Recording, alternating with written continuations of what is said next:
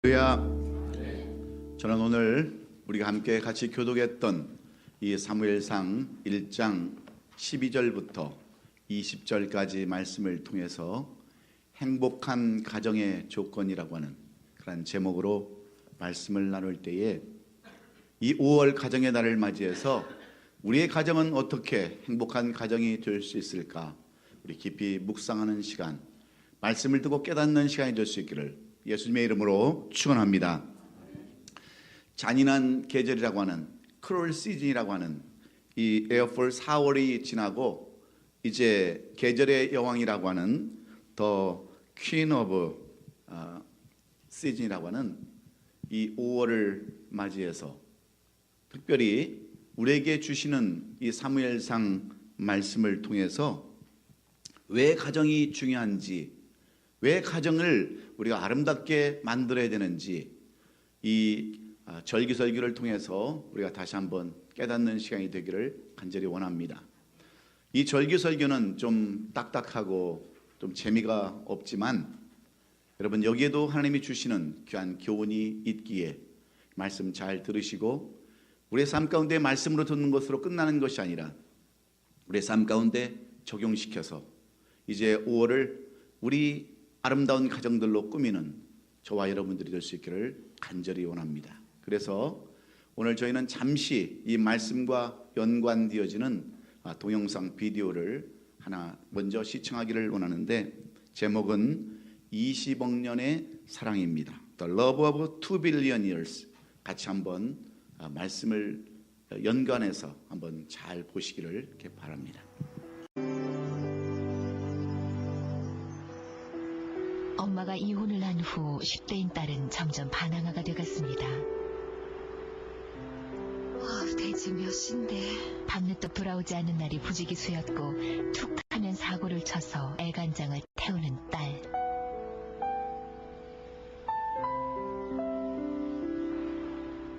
엄마의 주름은 늘어만 가고 딸이 빠진 수렁은 깊어만 갔습니다.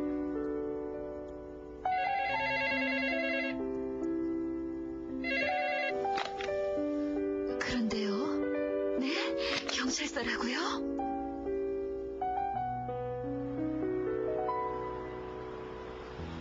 경찰서에 잡혀 있으니 데려가라는 전화를 받던 날 아이의 반항은 극에 달해 있었습니다. 나쁜 친구들과 어울려 늦도록 술을 마시고 대로에서 소란을 피우다 잡혀왔다는 것이었습니다. 제발 상관마, 내가 어떻게 살든. 엄마는 기가 막혀 아무 말도 할 수 없었습니다.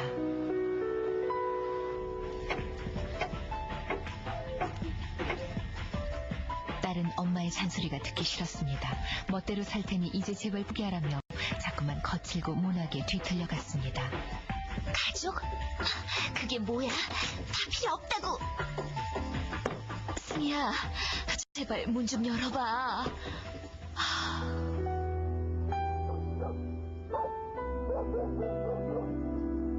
그 딸이 18살이 되던 생일날 새벽같이 나간 딸은 한밤중에도 돌아오지 않았습니다. 교복 벗어던지고 유흥가를 드나들고 있을 게 분명했습니다. 어릴 땐 천사처럼 예쁘고 곱기만 했는데, 그럴 수 있다면 시간을 되돌려놓고 싶은 엄마는 딸을 위해 선물을 만들었습니다. 그리고 편지를 써내려갔습니다.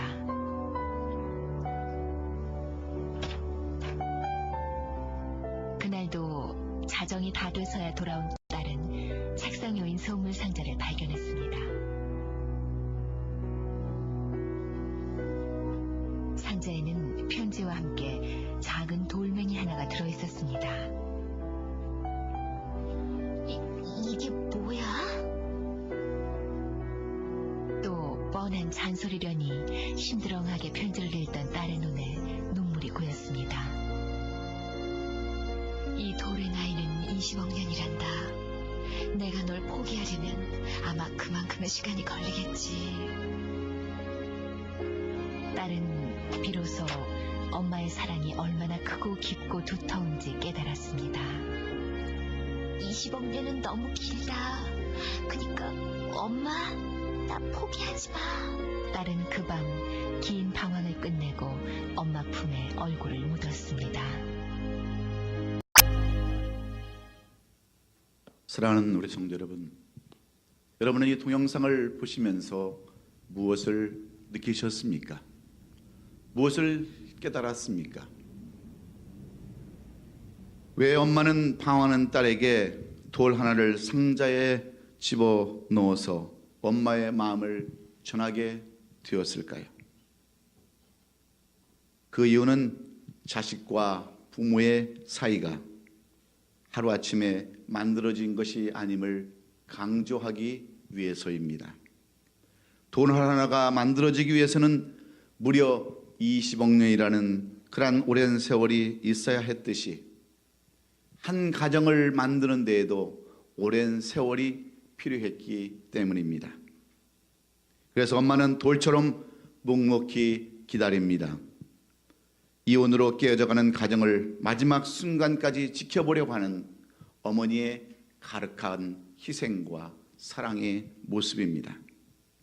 돌이 깨어져 버리면 또다시 흙이 되는 것처럼 가정도 깨어져 버리면 다 산산조각 날 수밖에 없기 때문입니다. 그래서 가정은 너무나도 중요하기에 5월을 꽃피는 계절을 우리는 가정의 달로 주신 줄로 믿습니다. 가정은 이 세상에서 가장 아름다운 공동체입니다. 가정은 인간의 삶의 근원이요 복의 근원이 되는 것이 가정입니다.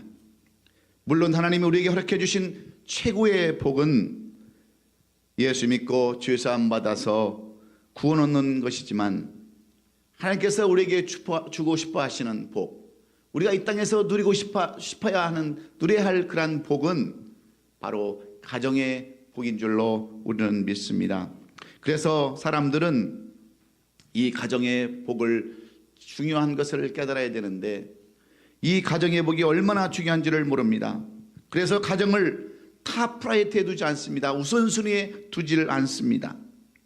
그러므로 요즘 물질의 우선순위를 두고 또 지식과 명예의 우선순위를 두고 세상 것에 우선순위를 두니까 가정은 자동적으로 멀어질 수밖에 없습니다. 그래서 요즘 유행하는 주의가 바로 맘모니즘입니다. 바로 기복신앙입니다. 세상 것을 먼저 추구하고 물질을 먼저 추구하는 이러한 맘모니즘의 시대에 우리가 살아가고 있습니다. 교회를 다니고 하나님을 믿기는 하지만 근본적인 목적이 세상의 물질을 얻고 채우고자 하는 데 있습니다. 이렇게 맘모니즘이나 기복신앙에 의해서 살아가는 사람들은 가정도 마찬가지입니다. 가정의 중요성을 알지 못하니까 자신의 정욕을 채우기 위해서 결혼이라고 하는 것을 통해서 가정을 이루어갑니다. 외로워서 결혼하는 사람들도 많이 있습니다. 혼자 살기가 너무나도 버거워서 가정을 이루는 사람도 있습니다. 이런 가정들은 다 사람들의 그러한 생각으로 만들어진 인위적인 그러한 가정입니다. 그러니 외로움이 끝나버리면 가정도 끝납니다. 어느 정도 여유가 생기면 가정은 망가집니다. 그리고 또 다른 정욕이 생기면 그 가정은 이혼하는 가정으로 전락해버리고 마침내 사회적인 큰 문제로 그렇게 나타납니다. 가정이 자신의 욕구와 만족을 위한 도구나 수단밖에 되지 않는데 어떻게 그 가정이 행복하고 올바르고 기쁨이 있고 소망이 있겠습니까? 이런 가정은 가정의 진정한 의미를 모르는 어리석음 때문입니다. 그래서 오늘 우리는 이 가정, 패밀리가 무엇인가를 분명히 알아야 우리가 가정을 새롭게 회복하고 아름다운 가정을 만들 수 있습니다. 여러분, 우리가 보통 가족 그러면 영어로 뭐라고 부릅니까? 한나? 패밀리인데 스펠링이 어떻게 됩니까?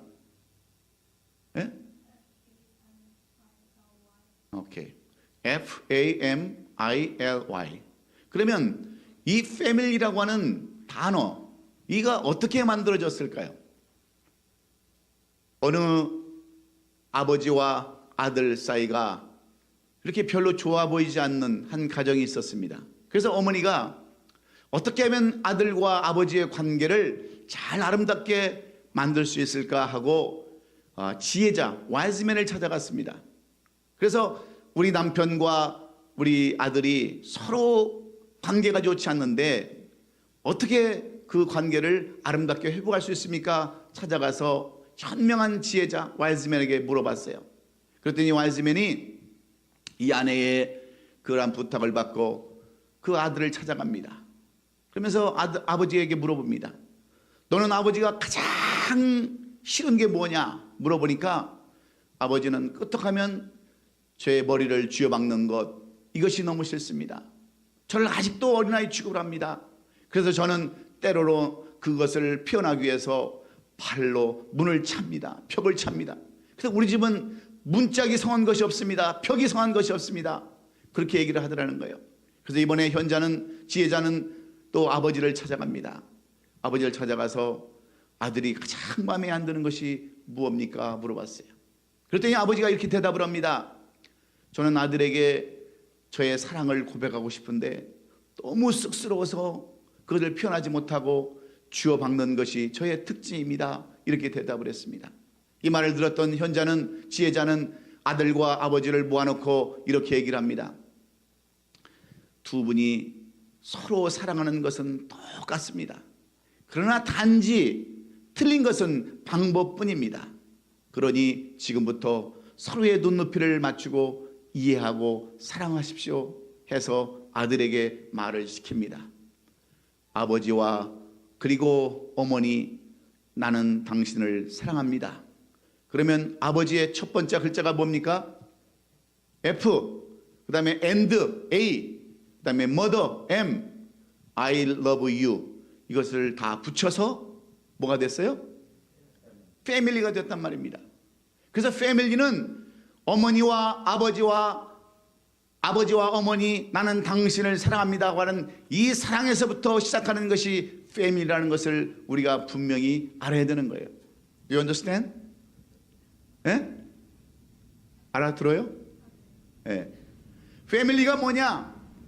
엄마와 아빠를 내가 사랑합니다 하는 이 사랑에서부터 시작하는 것이 바로 패밀리라는 겁니다.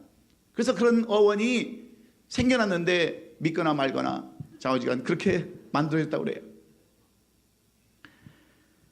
가족은 사랑의 공동체여야 되는데 이런 사랑의 공동체를 만드는 것이 쉽지 않습니다.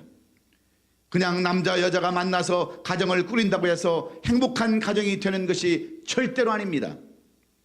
그러면 어떻게 행복한 가정을 이루어 나갈 수 있습니까? 행복한 가정에 그 아름다운 가정을 만드는 조건이 어디에 있는가? 오늘 우리가 함께 교독했던 이 본문은 우리에게 세 가지로 행복한 가정을 만드는 조건을 우리에게 말하고 있습니다. 오늘 이 본문을 살펴보면 오늘 본문은 이스라엘의 마지막 선지자요, 또 제사장이었던, 그리고 지도자였던 이스라엘의 최고의 지도자, 바로 사무엘의 가정이 탄생하게 되었던 이야기를 우리에게 소개해주고 있습니다. 그의 어머니 한나는 그의 아버지 엘가나와 결혼했지만 불행하게도 아이를 낳을 수 없는 여인이 되고 말았습니다. 바로 그 태가 닫혀서 임신할 수 없는 불임 여성, 인퍼럴 우먼이 되었어요.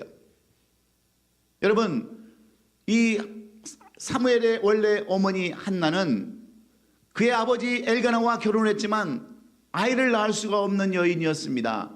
그런데 유대인의 전통, 그 유태인들의 전통에는 만약에 시집온 여자가 아이를 낳지 못하면 대를 잇기 위해서 어떻게 한 줄 아십니까? 처분했습니다. 세컨드를 얻어서 대를 잇게 하는 것이 유대인들의 관습이요, 커스텀이요, 그들의 습관입니다. 그래서 이 한나도 할 수 없이 분인나라고 하는 여인을 취해서 남편 엘가나에게 그 주어주고 가문을 잇게 했습니다. 대를 잇게 했습니다. 그런데 문제는 뭐냐? 새로 첩으로 들어왔던 이 분인나가 한나를 괴롭힙니다. 애도 낳지 못하는 여자가 무슨 여자의 구실을 할 수 있느냐고 괄시하고 무시해버립니다. 여러분, 애를 낳지 못해서 불임 여성, 인포럴 우먼이 된 것도 마음이 아프고 상처인데 거기다가 애 못 낳는다고 첩까지 괄시하고 무시할 때 여러분, 한나의 심정이 어떻겠습니까? 남편을 빼앗긴 것도 원통한데 그 남편을 뺏어간 여자가 괴롭게 하고 힘들게 하는 그때 얼마나 이 한나가 괴로웠겠습니까? 그래서 한나는 아무것도 먹지 않습니다. 그리고 하나님 앞에 눈물로 밤을 새웁니다. 그런데 한 가지 중요한 것은 비록 한나는 아이는 가질 수 없었지만 남편의 사랑을 듬뿍 받았던 여인입니다. 그래서 이 남편 엘가나는 매년 실로에 가서 제사를 드릴 때마다 누구를 데리고 가냐면 이 한나를 데리고 갑니다. 그리고 재산을 나눠줄 때마다 항상 한나에게는 갑절의 재산을 나눠줬습니다. 왜 그래요? 그만큼 이 한나를 엘가나는 사랑했기 때문에 그렇습니다. 그래서 한나는 남편의 사랑을 받았는데 문제는 뭐냐? 이 새로 들어온 분인나가 가정을 깨버립니다. 가정을 흐트러버립니다. 마치 아브라함이 아내였던 사라가 그녀의 몸종이었던 하갈과의 갈등처럼 누군가는 쫓겨나가야 하는 그러한 위기와 갈등 가운데 있습니다.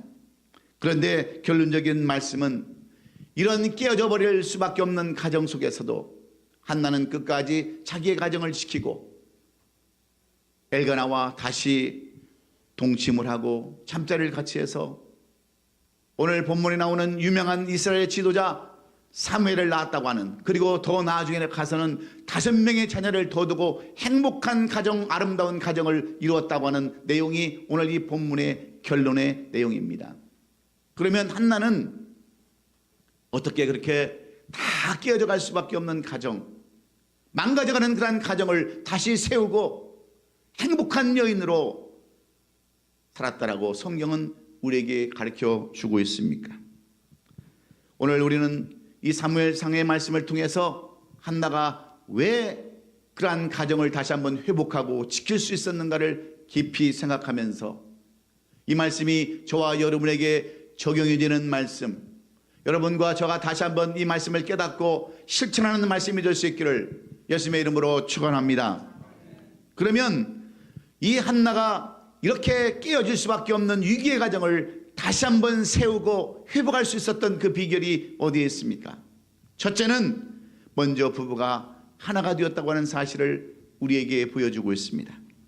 완전한 가정, 깨어지지 않는 가정, 행복한 가정이 되려면 무엇보다도 가정의 핵심이 되는 남자와 여자, 부부가 한 마음이 되어야 하고 한 뜻이 되어야 한다고 하는 말씀과 똑같습니다.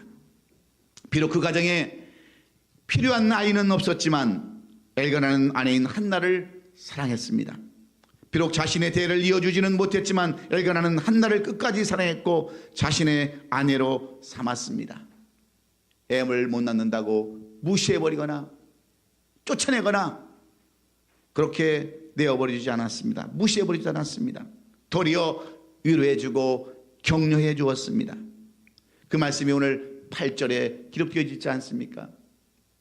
그의 남편 엘가나가 그에게 이르되 한나여 어찌하여 울며 어찌하여 먹지 아니하며 어찌하여 그대의 마음에 슬프냐? 내가 그대에게 10아들보다 낫지 아니하냐? 여러분, 엘가나는 그의 애를 못 낳는 그의 부인을 생각하면서 뭐라고 얘기하는 줄 아십니까?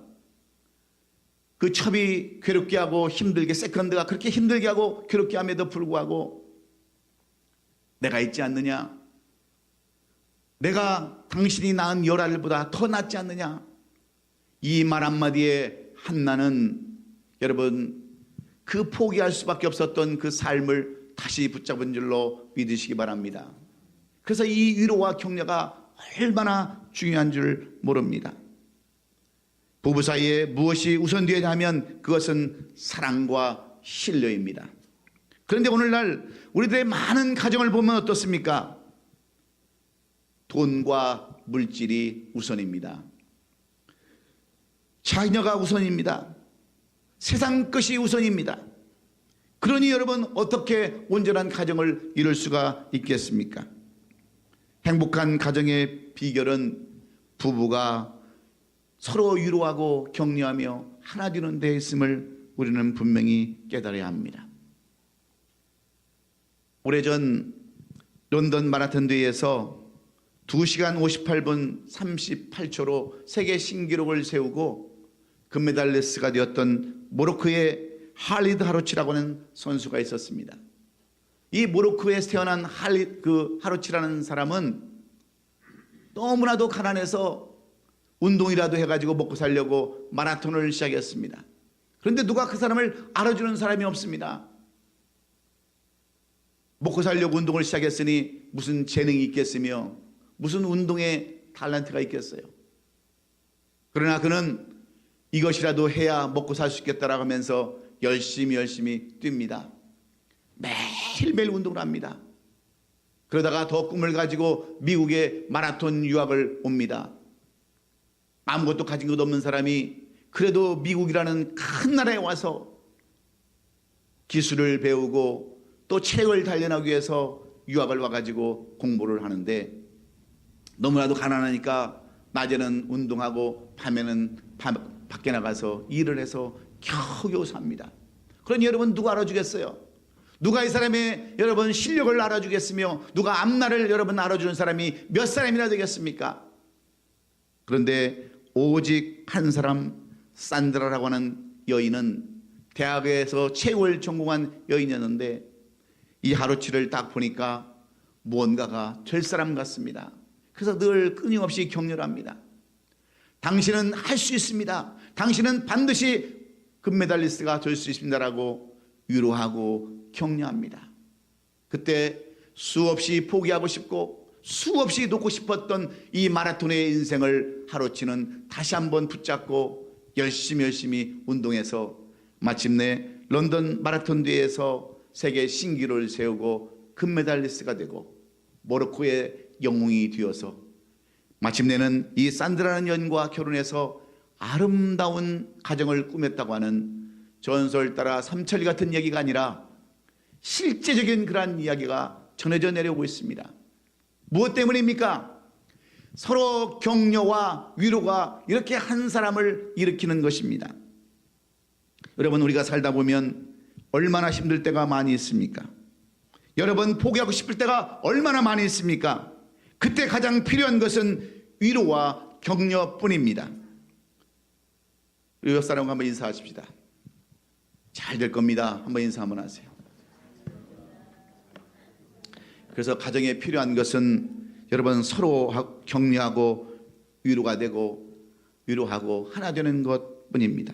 그런데 오늘날 대부분 가정들을 보면 어떻습니까? 아내가 남편 알기를 자기 신발보다도 못하게 여깁니다. 조금만 잘못한 거 있으면 꼬투리를 잡습니다. 누가 그래요?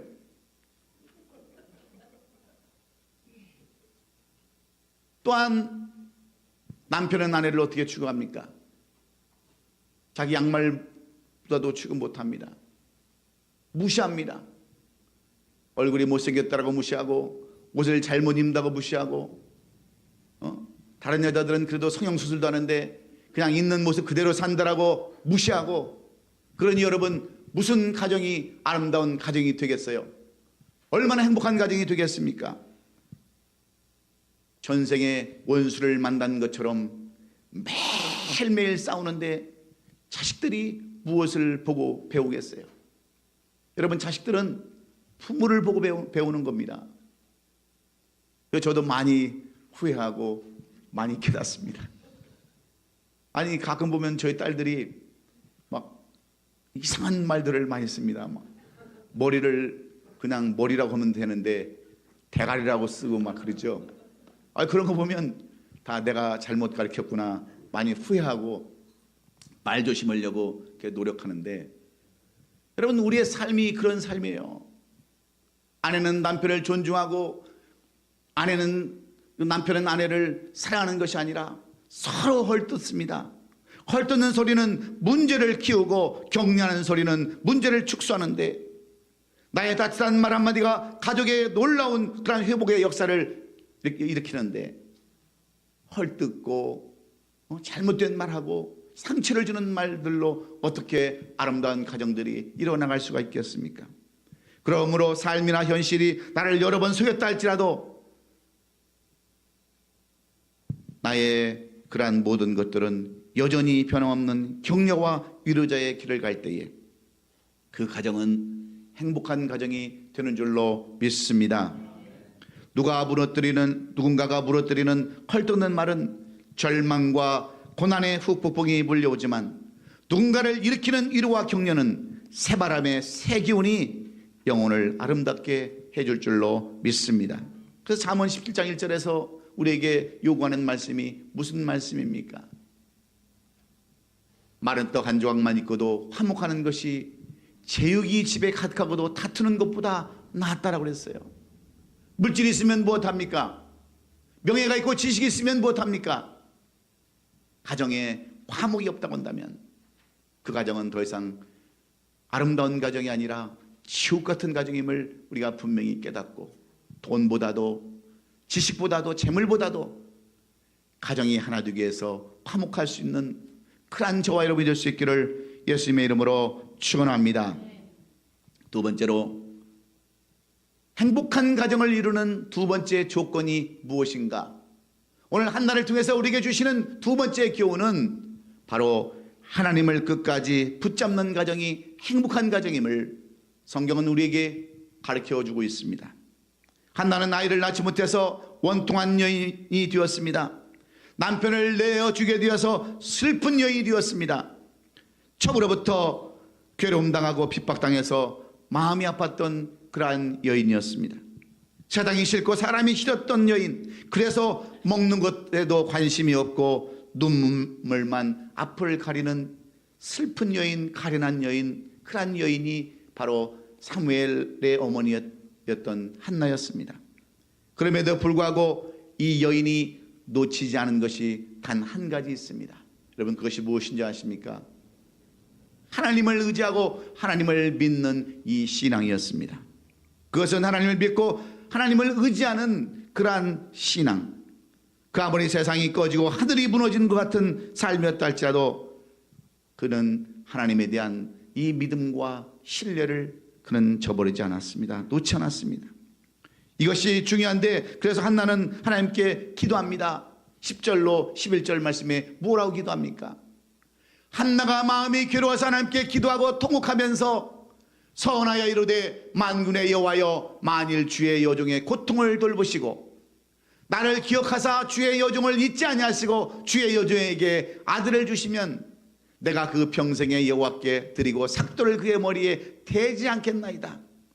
이렇게 한나는 하나님 앞에 간구하고 기도하는 겁니다. 하나님을 믿고 의지하는 겁니다. 하나님, 내가 저 첩에게 서름을 당하고 괴로움을 당하는 것이 힘들어서 아들을 달라는 것이 아닙니다. 남들처럼 그렇게 아들이 있어야만 행복한 가정을 해서 그 아들을 요구하는 것도 아닙니다. 나는 하나님의 영광을 드러내기 위해서, 하나님을 믿는 자녀가 애가 없다고 한다면 얼마나 믿지 않는 사람들이 손가락질하며 너 하나님 믿는 것 보니 나는 그런 하나님 믿지 않겠다라고 영광을 가리기 때문에 그 영광을 가리지 않게 해서 저에게 아들을 달라고 여러분 기도하는 거 아닙니까?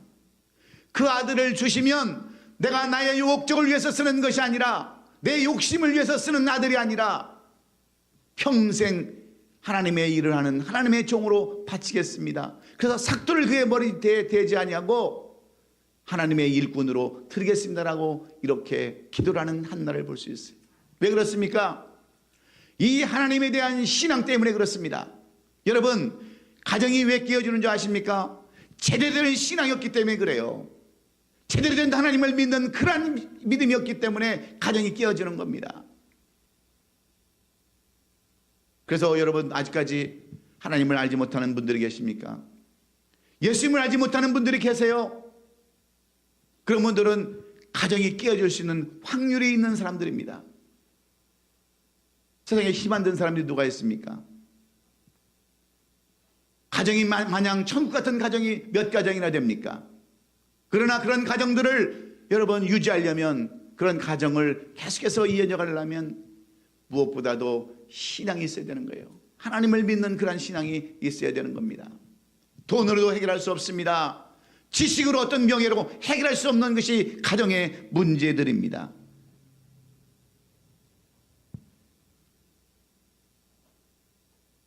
그래서 가장 아름다운 가정은, 그리고 끝까지 승리하는 가정은 신앙을 가진 가정이기에, 나에게 신앙이 없다고 한다면 신앙을 갖는 저와 여러분이 될 수 있기를 주의 이름으로 축원합니다. 어떤 화가가 이 세상에서 가장 아름다운 그림을 그리려고 이젤을 가지고, 캔버스를 가지고 그림을 그리기 시작합니다.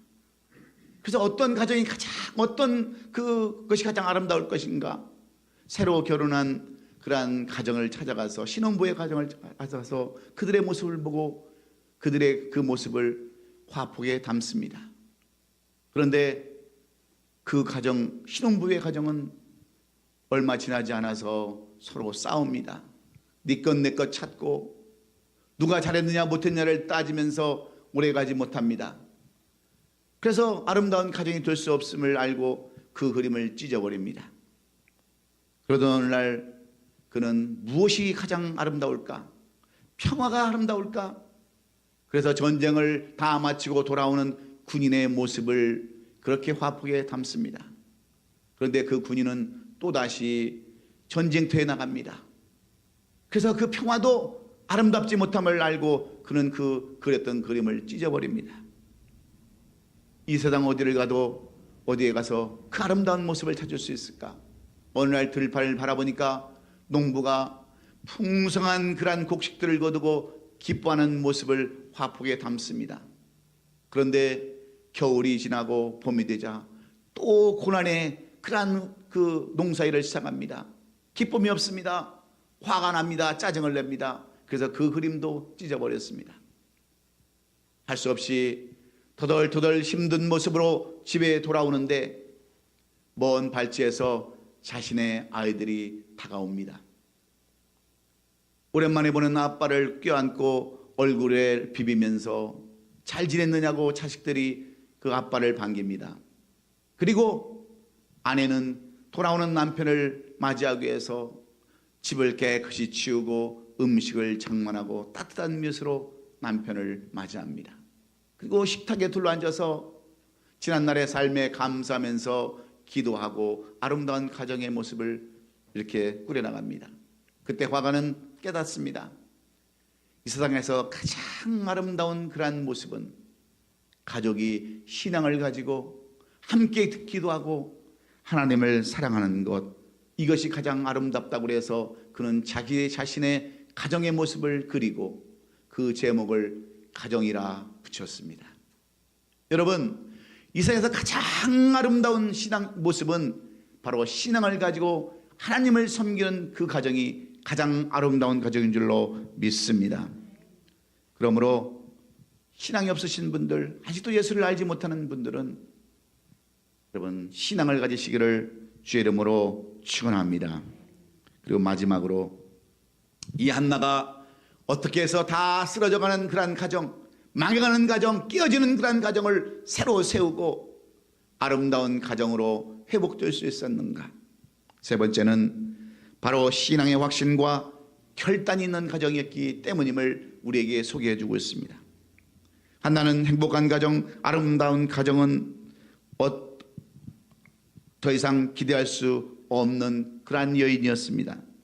육신적으로는 이미 태가 닫힌 그러한 여인, 이미 불임 여성이 되고 말았습니다. 여자로서는 이미 사형 선고를 받은 것과나 마찬가지 그러한 여인이었는데 이 한나는 부부가 하나가 되는, 서로 격려하고 위로하는 그러한 가정이요, 더 나아가서는 하나님을 끝까지 믿고 의지하는 신앙의 가정의 그러한 여인이었습니다. 그런데 오늘 이 한 가지 더 이 한나에게 중요한 가정을 이끄는 비결을 말씀해 주고 있는데, 그것은 이 여인의 확실한 결단입니다. 확실한 믿음입니다. 여러분, 여자가 얼마나 무서운 줄 아십니까? 여러분, 여자 한번 보세요. 얼마나 무서운지. 그래서 처녀가 한을 풀으면 뭐가 내려요? 서리가 내리고, 아줌마가 한을 품으면 우박이 내린답니다. 그런데 여자가 여러분 그만큼 무서운데, 여자가 여러분 똑똑하면, 잘나면 그 가정은 사는 가정입니다. 한나는 그런 여인이었어요. 현명한 여인이었습니다. 지혜로운 여인이었어요. 한나는 그렇게 어려움을 당하고 환난을 당했어도 하나님 앞에 기도한 다음에 오늘 본문 18절에 보면 이렇습니다. 18절을 봅니다. 이르되 당신의 여정이 당신께 은혜 있기를 원하나이다 하고 가서 먹고 얼굴에 다시는 근심빛이 없었더라. 무슨 얘기입니까? 한나는 하나님 앞에 기도한 다음에 이제 하나님한테 모든 것을 다 맡겨버립니다. 그리고 결단합니다. 내가 믿는 하나님은 반드시 내가 원하는 것들을 채워주실 거야. 하나님께서는 내 가정을 다시 세워주실 거야. 확실한 믿음과 확실한 결단을 가지고, 아직 일도 일어나지 않았습니다. 임신도 하지 않았습니다. 그런데 가서 먹습니다. 그리고는 근심의 빛을 다 없애버립니다. 이것이 중요한 거예요. 이것이 현명한 거예요. 이미 태가 다쳐버렸고 아이 없는 여자라고 낙인이 지켜버렸지만, 이 한나는 하나님을 믿는 그 신앙 때문에 확신을 가지고 다시 남편을 찾아갑니다. 성경에는 안 나왔지만 찾아갔으니까 여러분 사무엘을 낳지 않았겠어요? 이게 중요한 거예요. 이게 중요한 거. 포기하지 않냐고 끝까지 매달리는 그러한 여인의 그러한 결심 때문에, 확신 때문에 이스라엘의 위대한 지도자요 제사장으로 쓰임받았던 사무엘이 탄생했던 것을 우리는 기억해야 합니다. 깨어져가는 가정이 다시 일어났음을 우리는 분명히 기억해야 합니다. 그래서 우리도 깨달아야 되는 거예요. 깨달음이 없이는 여러분 어떤 것도 할 수 없습니다. 오늘 우리가 동영상을 봤지만 이 망가져가는 그 여인, 그 학생, 방황하는 이 학생이 왜 돌아옵니까? 어머니의 그 간절한 희생과 헌신 때문에 깨닫고 돌아오는 거 아닙니까? 오늘 우리도 마찬가지입니다. 가정이 얼마나 여러분 중요한 줄 아세요? 가정이 얼마나 여러분 복의 근원인 줄 아십니까? 그런데 여러분 가정보다 탑 프라이트를 우선순위 두는 것들이 얼마나 많이 있다는 거예요. 어떤 여자들은 가정보다도 개를 더 중요시 해가지고 개주 아줌마로 소문이 나서 돌아다닙니다. 여러분 그 가정이 온전한 가정이 되겠어요? 여러분 오늘 이 말씀을 통해서 우리는 귀한 교훈을 얻어야 되는데, 여러분 확신이 없으면 늘 근심과 불안 속에서, 두려움 속에서 살아갈 수밖에 없습니다. 오늘 우리가 함께 같이 찬양 불렀던 찬송가 413장 내 평생에 가는 길, 처음 우리가 찬양 드렸던 이 찬송은 미국의 스패포드라고 하는 변호사요, 시카고 대학의 그 의대의 법의학 교수를 지냈던 그런 스패포드라는 사람이 작사한 그러한 찬송입니다. 이 사람은 변호사로서, 또 대학교 교수로서, 부동산업자로서, 그리고 무디 교회의 재정부 담당 집사로서 열심히 시장생활하고 하나님 앞에 모든 것을 맡기는 신실한 사람이었습니다. 그런데 1800년대에 시카고에 엄청난 화재가 생겨서 그의 집이 홀랑 타버렸습니다. 무디 교회도 다 타버렸습니다. 이때 협심증으로 그의 아내가 병에 걸립니다. 얼마나 놀랐는지 병에 걸려서 시름시름 앓는 거예요. 그래서 스패포드는 자기 아내를 위로하고자 내 딸과 함께 유럽으로 여행을 가고자 1873년 11월 15일 날 유럽으로 가는 배를 타게 되었는데, 이 스패포드는 그 자기 지금 교회를 건축해야 되고 불탄 교회를 다시 세워야 되고, 또 마지막으로 정리할 일이 있어서 먼저 내 딸과 아내를 먼저 그 배에 실어서 유럽으로 보냅니다. 그리고 한 일주일 있다가 다시 거기서도 만날 것을 약속하고 가다가 1873년 22일 새벽 2시에 짙은 안개로 인해서 영국의 철갑선 로키안 호라는 그런 배와 이 여객선이 정면 충돌해가지고 그만 그 배가 가라앉게 되어버립니다. 세월호처럼 저 평광에서 빠져버리게 됩니다. 그런데 다행히 그 어머니 혼자 구명정에 구조되어서 어머니만 살아나고 내 딸들은 바다에 다 빠져 죽고 말았습니다. 그리고 9일 후에 저 프랑스에 도착한 그의 아내는 이 스패포드에게 전문을 보냅니다. 텔레그라프로 옛날에 그걸로 전보를 치는 겁니다. 나 혼자 구원 받았음.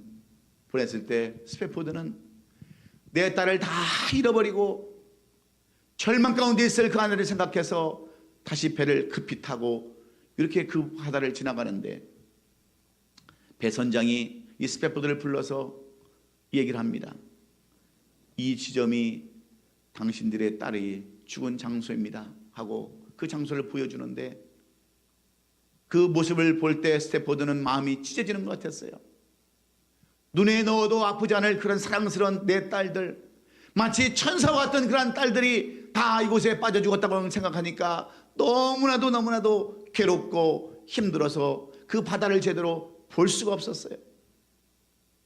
그런데 그의 마음속에 이런 확신이 옵니다. 우리가 하나님을 믿을진데 하나님이 계시면 내 딸들은 어디에 갔을까? 내 딸들은 분명히 하나님이 계시는 저 천국에 갔을 거야 하는 확신이 들어옵니다. 여러분, 이게 믿는 사람과 믿지 않는 사람들의 중요한 차이인 거예요. 믿는 사람들은 확신이 있습니다. 우리가 오늘 죽어도 천국에 간다고 하는 확신이 있는 거예요. 우리 장인이 지난 4일날 85세로 소천을 했습니다. 제가 가서 확신을 물어봤어요. 아버님, 돌아가시면 천국에 갈 확신이 있습니까? 기도할 때마다 아멘, 아멘 받으셨어요. 여러분, 확신이 있으면 여러분 마음에 평강이 있는 거예요.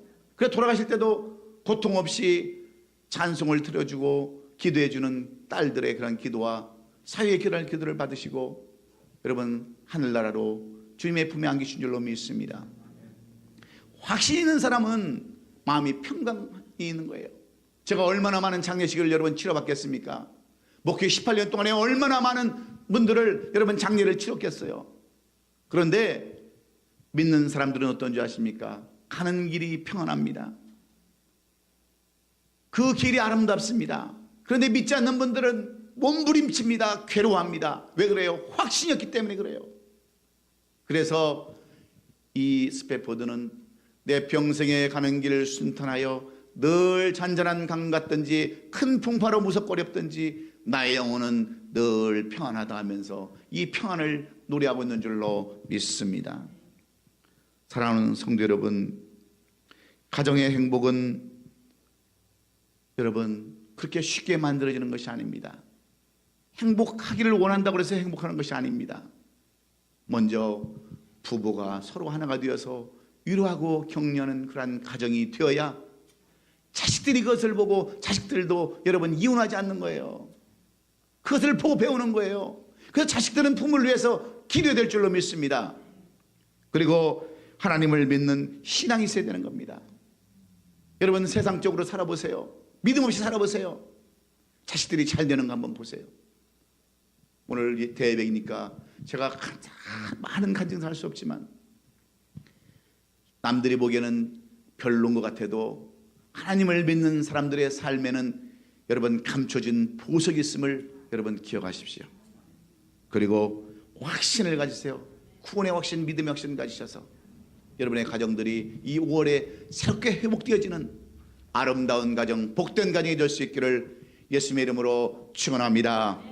축원합니다. 기도합니다. 전능하신 우리 아버지 하나님, 5월 가정의 달을 맞이해서 하나님은 우리에게 이 가정의 아름다운 복을 주기를 원하시는데 우리는 그것을 알지 못해서 지금까지 가정을